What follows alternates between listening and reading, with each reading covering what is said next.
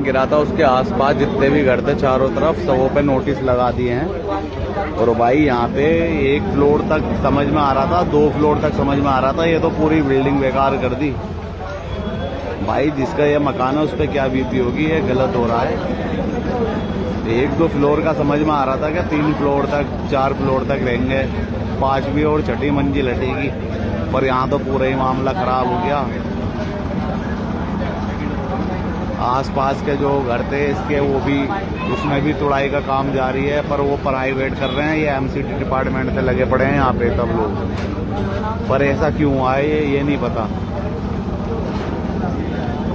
बाकी जो भी हो रहा है ये गलत हो रहा है। 1 फ्लोर 2 फ्लोर का समझ में आ रहा था, ये पूरी बिल्डिंग भाई इसमें बड़ी मेहनत से पैसा लगाया था भाई ने।